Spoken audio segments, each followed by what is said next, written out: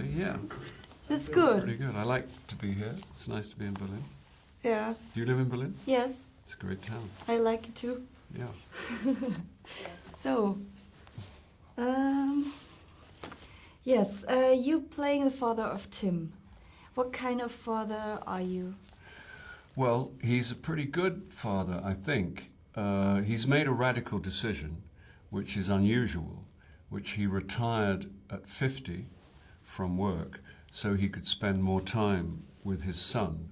So he's decided, he's identified the priority, the most important thing in his life, which is his family.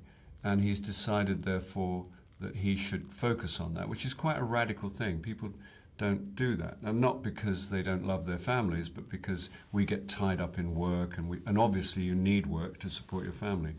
But I was interested to play somebody who was simply decent, simply a good man. I've played vampires, octopuses, I've played zombies, and I've played all kinds of bad people. It was nice to play a regular, normal, decent man. So do you think it was the right decision to have more time with family with the age of 50? Yeah, I think it is a good decision. I think it's a very sane thing to do, yeah. I think we all I'm often accused of workaholism, and I suppose it's true. I do go to work compulsively. You get addicted to work, don't you? And status and money, and trying to, and it becomes it defeats the object. The object is to be happy. I think he's made a good decision. So it's not the first time you're working with Richard Curtis. What do you like about his work, his characters, and working with him as person? Working with him as a person is very cool because he's such a good man and such a funny man, and he keeps a very nice atmosphere on the set, and he's honest and decent. What I like about his films are that they focus on that which is good and honorable and admirable about the human experience, and how he focuses on the marvelous things that happen between people, the tender and courageous things that happen between people, rather than the bad things. So I think we need films like that. We need all kinds of films, but I like the fact that he is positive about people. When you hear the first time about this time machine thing, about the story, what did you think? Well, I was surprised, obviously. I was happy because it was kind of lo-fi.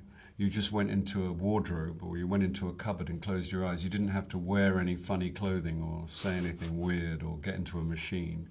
But it was, and it was interesting that the whole idea. I like the fact that it's, as Richard says, it's a kind of anti-time travel movie, because it suggests that if you did have the ability to time travel, you don't need it. It's not the way to live.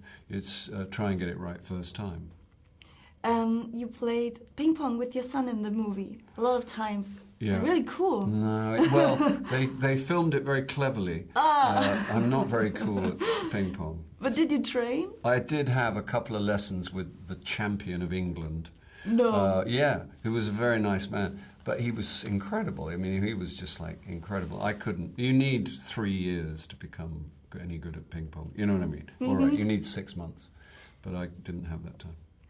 When you can choose one time episode you can live, which would you choose?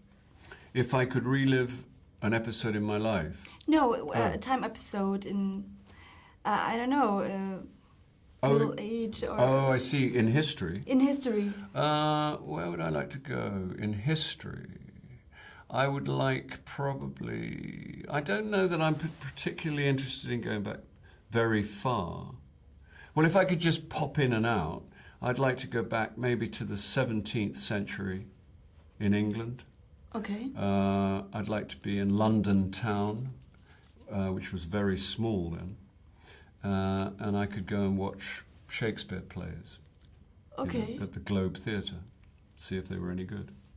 And you were allowed to throw fruit at the actors if they weren't any good. No. Yeah, you could shout and throw things in those days. This is really nice. That was hardcore, yeah. If you could travel back in your life, so which thing or situation would you act different than you did? Well, to be honest, most of it, all of my 20s, I'd do again. Yeah, I had a disastrous 20s. Most of my teenage years, terrible. Why? Because I was a mess. I was just a sort of average mess, and I used to, I was a nuisance, and I flunked school, which was stupid. There was no need for it, and my 20s were disastrous because I was kind of anxious. So I'd do all of my 20s. Mind you, my 30s were pretty rough too, and my 40s were a bit, dodgy. But I'd change everything. Okay. Yeah. I'd just go back and stay there, and and I'd dodge things as they came. Just dodge it all. But you would stay there? Well, I'd do the whole of my life. Okay. You know what I mean? I'd change everything. If I was going to change, except my daughter. You see, you can't. You see, in the film's terms, you can't go back beyond your children because you end up with different children. Mm-hmm. So I can't go back beyond my daughter's birth. So I can only go back to 1984 anyway. Okay. So, and then, yeah. But I would change a good few things. Okay, thank you. My pleasure. Thank Hi. you very much indeed. Mind your head. Just behind you. It's okay. Thank you.